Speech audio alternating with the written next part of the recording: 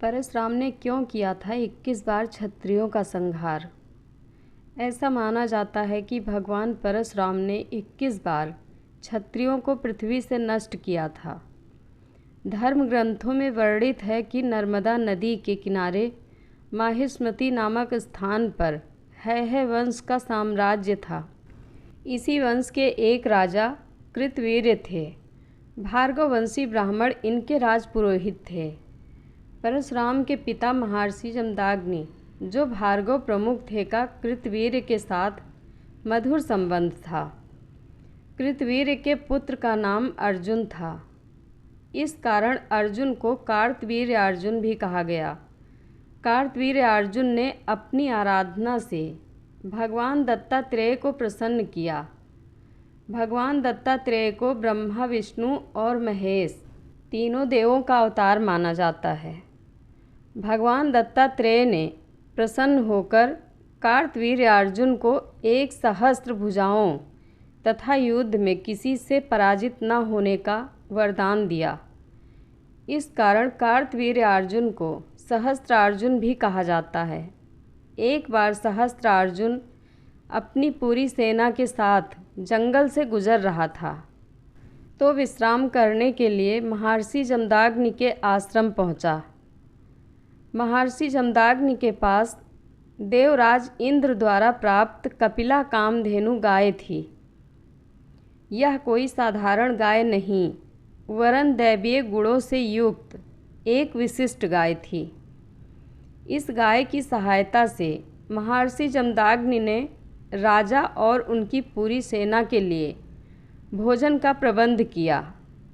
सहस्त्रार्जुन गाय की विशेषताओं को देखकर उससे प्रभावित हुआ और उस गाय को प्राप्त करने का लोभ उसके मन में घर कर गया। सहस्त्रार्जुन ने उस गाय को जमदाग्नि ऋषि से मांगा, परंतु उन्होंने इसे देने से इनकार कर दिया। क्रोध में आकर सहस्त्रार्जुन ने पूरे आश्रम को तहस नहस कर दिया और बलपूर्वक कपिला कामधेनु को ले जाने का प्रयास करने लगा। लेकिन गाय उससे छूटकर स्वर्गलोक में इंद्र के पास चली गई, जिससे सहस्त्रार्जुन को वह गाय हासिल न हो सकी। लेकिन महर्षि जमदाग्नि को दोहरा नुकसान झेलना पड़ा। एक तरफ तो उनका आश्रम तहस नहस हो गया और दूसरी ओर उनकी विशिष्ट कपिला कामधेनु गाय भी उनके पास से चली गई। कुछ समय पश्चात परशुराम के आश्रम आने पर उनकी माता रेणुका ने उन्हें सारी कथा कह सुनाई। परशुराम ने आश्रम की स्थिति और अपने माता पिता के अपमान को देखकर सहस्त्रार्जुन को सेना सहित नष्ट करने का संकल्प लिया। परशुराम ने आवेश में आकर सहस्त्रार्जुन की राजधानी माहिष्मति नगरी पर आक्रमण कर दिया और उसे अपने अधिकार में ले लिया। परशुराम ने फरसे के प्रहार से सहस्त्रार्जुन की समस्त भुजाएं काट डाली एवं सिर को धड़ से अलग कर दिया। सहस्त्रार्जुन के वध के बाद जब परशुराम अपने पिता के आश्रम पहुँचे, तो उनके पिता ने परशुराम से कहा कि ब्राह्मण का सर्वोत्तम धर्म क्षमा है और उन्हें आदेश दिया कि वह इस वध का प्रायश्चित करने के लिए तीर्थ यात्रा पर जाएं। तभी उनके ऊपर से राजा की हत्या का पाप खत्म होगा। तीर्थ यात्रा पर जाने की खबर सहस्त्रार्जुन के पुत्रों को मिल गई। इसके पश्चात सहस्त्रार्जुन के पुत्रों ने प्रतिशोध में आकर परशुराम की अनुपस्थिति में उनके पिता जमदाग्नि को मार डाला।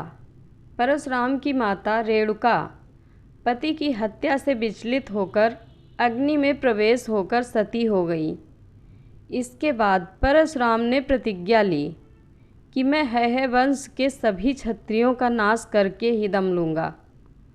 इसके बाद परशुराम ने 21 बार पृथ्वी को क्षत्रियों से मुक्त किया। वह क्षत्रियों को ढूंढ ढूंढ कर एकत्र करते और कुरुक्षेत्र में ले जाकर उनका वध करते। इस प्रकार भगवान परशुराम ने क्षत्रियों के रक्त से 5 सरोवर भर दिए। यह स्थान समंत पंचक के नाम से प्रसिद्ध है। इन सरोवरों में रक्त जल से भगवान परशुराम ने अपने पितरों का तर्पण किया था। महर्षि ऋचिक ने प्रकट होकर परशुराम को ऐसा कृत्य करने से रोका। इसके पश्चात उन्होंने अश्वमेध महायज्ञ किया और महायज्ञ में प्राप्त पृथ्वी महर्षि कश्यप को दान कर दी। उन्होंने देवराज इंद्र के समक्ष अपने शस्त्र का त्याग कर दिया और महेंद्र पर्वत पर आश्रम बनाकर रहने लगे। जय परशुराम जी की। कथा अच्छी लगे तो कमेंट बॉक्स में अपनी राय ज़रूर दें। धन्यवाद।